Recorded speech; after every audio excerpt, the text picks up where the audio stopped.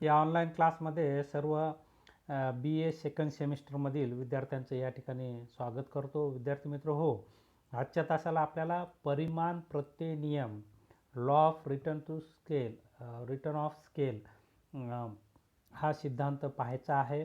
परिमाण प्रत्यय नियम किंवा परिमाण प्रत्यय सिद्धांत. आपण यापूर्वीच्या तासाला उत्पादन फल आणि बदलत्या प्रमाणाचा नियम आपण या ठिकाणी पाहितलेला आहे. उत्पादन फल हे अल्पकाळात कसं असतं त्याचा अभ्यास आपण त्याचं विश्लेषण बदलत्या प्रमाणाच्या सिद्धांताच्या आधारे केलेलं आहे. आणि उत्पादन फल आता दीर्घकाळात कसं असतं तर दीर्घकाळात अभ्यास करत असताना परिमाण प्रत्यय नियम याचा अभ्यास करावा लागतो. म्हणजे दीर्घकाळासाठी परिमाण प्रत्यय नियम आणि अल्पकाळासाठी बदलत्या प्रमाणाचा नियम. तर हे दोन नियम आपल्याला उत्पादन फलामधील बदलते फल आणि ज्यामध्ये आपण पाहितलेलं आहे की वाढतं फल, स्थिर फल आणि घटतं फल कसं असतं किंवा एका विशिष्ट परिस्थितीमध्ये किंवा एका विशिष्ट स्थितीमध्ये अल्पकाळात आपण पाहितलेले बदलत्या प्रमाणाच्या सिद्धांतामध्ये अल्पकाळात उत्पादनाच्या घटकापैकी काही घटक स्थिर ठेवून एक घटक बदलता ठेवला असता या ठिकाणी सुरुवातीला वाढतं उत्पादन मिळतं आणि त्यानंतर मात्र एका विशिष्ट मर्यादेनंतर ते घटत जातं. तर असा बदलत्या प्रमाणाचा नियम आपण अल्पकाळामध्ये पाहितलेला आहे, ज्यामध्ये एकूण उत्पन्न, सरासरी उत्पन्न आणि सीमांत उत्पन्न हे तीन उत्पन्नाचे वक्र देखील आपण आकृतीमध्ये पाहितलेले आहेत. आणि आपण पाहितलेले की यामध्ये तीन अवस्था असतात. आपण 1 ते 8 या ठिकाणी बदलता घटक घेतलेला आहे श्रम, आणि भूमी हा घटक स्थिर ठेवला आहे. 5 एकर जमिनीमध्ये पहिले 3 श्रमाच्या सहाय्याने जर आपण श्रमाच्या सहाय्याने उत्पादन घेतलं तर सीमांत उत्पन्न हे सर्वोच्च असतं आणि त्यातील वाढ ही पहिल्या अवस्थेतील वाढ ही सरासरी उत्पन्नापेक्षा सीमांत उत्पन्नातील जास्त असते. आणि त्यामुळे पहिल्या अवस्थेमध्ये मोठ्या फार प्रमाणात उत्पादनात वाढ होते, म्हणजेच पर्यायाने नफा मिळतो. नफा म्हणजे उत्पन्न जास्त खर्च कमी, म्हणून त्याला वाढते फल असे म्हणतो. पुन्हा आपण पाहतो की बदलता घटक आणखी वाढवला तर चौथ्या घटकापासून स्थिर अवस्था सुरू होते. चौथा, पाचवा आणि सहावा आणि सातव्या घटकाला तर आपण पाहतो की सीमांत उत्पन्न हे शून्य होतं. आणि जिथे सीमांत उत्पन्न शून्य होतं तेथे स्थिर फल असतं, कारण त्या ठिकाणी उत्पन्न बरोबर खर्च असतं. म्हणजे जेवढा खर्च झाला तेवढं उत्पन्न मिळतं, तर त्याला स्थिर फल असं म्हटलेलं आहे. आणि त्याच्यानंतरही बदलते घटक वापरले किंवा त्याचं प्रमाण वाढवलं तर या ठिकाणी उत्पादन प्रक्रियेत तोट्याची स्थिती निर्माण होते. सीमांत उत्पन्न हे वजा होतं. सीमांत उत्पन्नाचा वक्र OX अक्षाला छेदून खाली येतो आणि तो तोटा दर्शविणारा असतो. तोटा दर्शविणारा म्हणजे उत्पन्न कमी खर्च जास्त असे घटते फल त्याला आपण म्हणूया दर्शविणारा असतो. तर अशा प्रकारच्या तीन अवस्था अल्पकाळामध्ये शेतीमध्ये असलेल्या दिसून येतात असं परंपरागतवादी अर्थशास्त्रज्ञांना म्हणायचं होतं. आणि आधुनिक अर्थशास्त्रज्ञ तर असं म्हणतात की अशा प्रकारची ही स्थिती सर्वच क्षेत्रामध्ये दिसून येते. अशा प्रकारे तीन फल बदलत्या प्रमाणाच्या नियमामध्ये असलेले आपल्याला दिसून येतात. तर बदलत्या प्रमाणाचा नियम हा काही गृहीतांवर आधारित आपण पाहितलं आहे की त्यामध्ये पूर्ण स्पर्धा असते, अल्पकाळासाठी असतं, तंत्रज्ञान स्थिर असतं, आहे तेच तंत्रज्ञान वापरल्या जातं, आणि त्याचबरोबर बदलता घटक हा एकजिन्सी असतो, हेही आपण गृहीत घेतलेलं आहे. आणि या गृहीत परिस्थितीवर हा सिद्धांत असलेला आपल्याला दिसून येतो. या तीन अवस्थेमध्ये बदलत्या प्रमाणाच्या नियमाच्या तीन अवस्थेमध्ये सुरुवातीला वाढतं फल, मधल्या अवस्थेमध्ये स्थिर फल आणि तिसऱ्या अवस्थेमध्ये घटतं फल दिसून येतं. पहिल्या अवस्थेमध्ये तिन्ही उत्पादन हे वाढलेलं असतं, एकूण उत्पादन वाढलेलं असतं, सरासरी उत्पादनाचा वक्र वाढता असतो आणि सीमांत उत्पादनाचा वक्रही वरच्या दिशेने वाढलेला दिसून येतो. सरासरीपेक्षा सीमांत उत्पादन हे जास्त असतं पहिल्या अवस्थेमध्ये. दुसऱ्या अवस्थेमध्ये सीमांत उत्पादन हे वेगाने घटायला लागतं सरासरी उत्पादनापेक्षा, म्हणून सरासरी उत्पादनाच्या वक्रापेक्षा सीमांत उत्पादनाचा वक्र हा खालच्या दिशेला असतो दुसऱ्या अवस्थेमध्ये. आणि एकूण उत्पन्न वाढतं, परंतु वाढीचा वेग हा घटीचा असतो. म्हणून दुसऱ्या अवस्थेमध्ये हळूहळू उत्पादन हे स्थिर उत्पादनाकडे जात असलेलं आपल्याला दिसून येतं.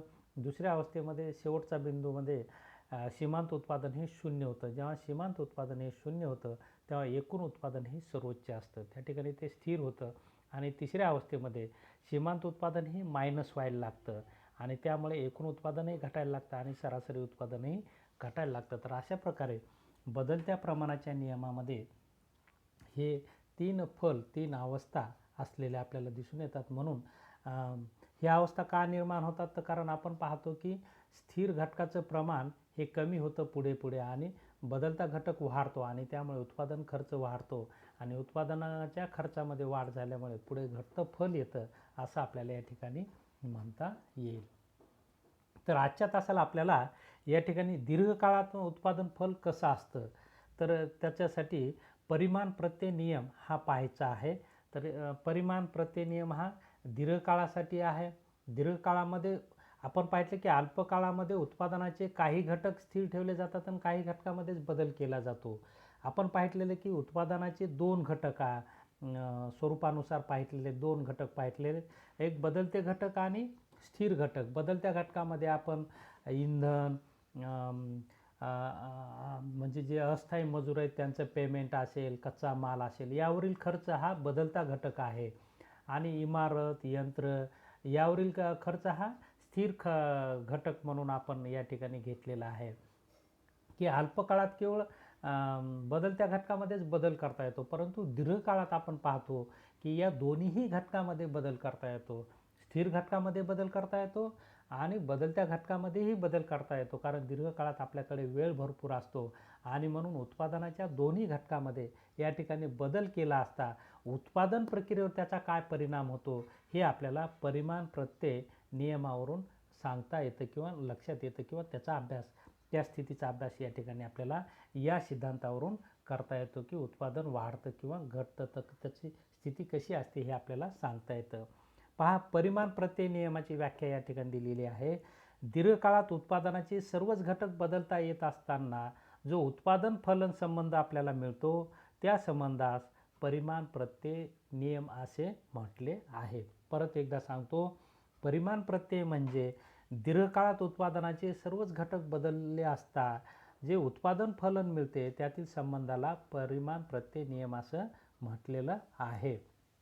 म्हणजे उत्पादनाच्या सर्वच घटकामध्ये बदल करणे हे दीर्घकाळात शक्य असते, म्हणून त्यास दीर्घकालीन उत्पादन फलही असे म्हटले जाते. परिमाण प्रत्यय नियम हा उत्पादनाच्या सर्वच घटकात त्याचे आपापसातील प्रमाण कायम ठेवून केलेल्या वाढीमुळे उत्पादन मात्रेत होणाऱ्या वाढीचे स्पष्टीकरण करते. त्यांचं प्रमाण मात्र सारख्या प्रमाणात वाढ केली जाते. जर भूमीचा एक घटक वाढवला तर कायम ती वाढ एका घटकाची ठेवल्या जाते. श्रमाचे दोन घटक वाढवले तर दोन ठेवल्या जातात. तर अशा प्रकारे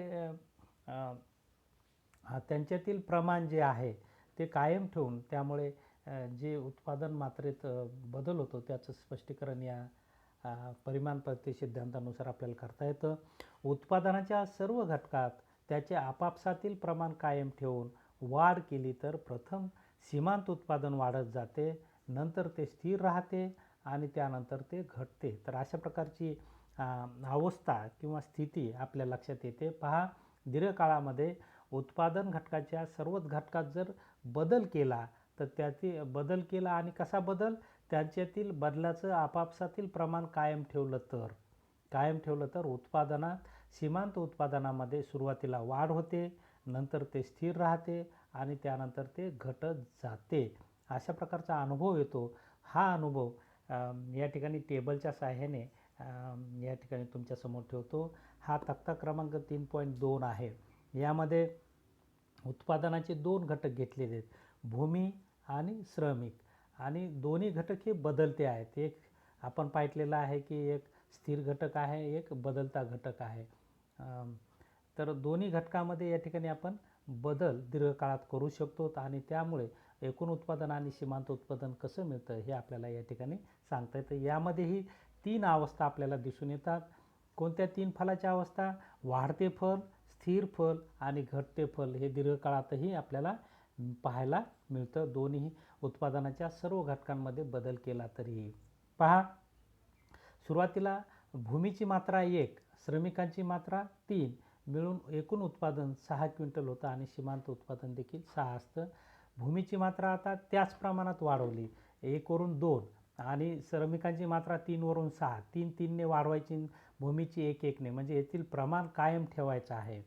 म्हणजे यालाच स्थिर फलाचा नियमही असं म्हटलं जातं, कारण उत्पादनाच्या घटकात बदलातील प्रमाण सारखं ठेवलं जातं. पहा, श्रमिकातील बदल 3 नेच व्हायला लागलेला आहे आणि भूमीतील बदल 1 नेच व्हायला लागलेला आहे. हे प्रमाण कायम ठेवून उत्पादनावर काय परिणाम होतो, तर हे परिमाण प्रत्ययमध्ये आपल्याला अभ्यासता येतं. पहा, उत्पादनाच्या भूमीचा दुसरा घटक घेतला, श्रमिकांचा 6 घटक, म्हणजे ते श्रमिकांची संख्या 3 ने वाढवली, 3 अधिक 3 6 झाली, त्याचा परिणाम एकूण उत्पादन 13 झालं. तर सीमांत उत्पादन 6 वरून 7 वाढतं. पहा, त्यानंतर भूमीची मात्रा आणखी 1 नगाने वाढवली, श्रमाची मात्रा आणखी 3 नगाने वाढवली, ते 9 होते, एकूण उत्पादन 21 होतं, सीमांत उत्पादन 8 होतं.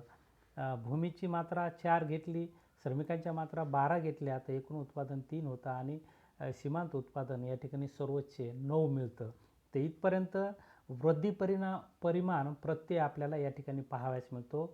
म्हणजे उत्पादनाच्या भूमीच्या मात्रा 4 आणि श्रमिकांच्या मात्रा 12पर्यंत सर्वोच्च या ठिकाणी सीमांत उत्पादन हे सर्वोच्च म्हणजे वाढतं असतं, म्हणजे 6, 7, 8 आणि 9पर्यंत वाढतं. त्यानंतर मात्र ते स्थिर होतं पुढच्या 5व्या घटकाला.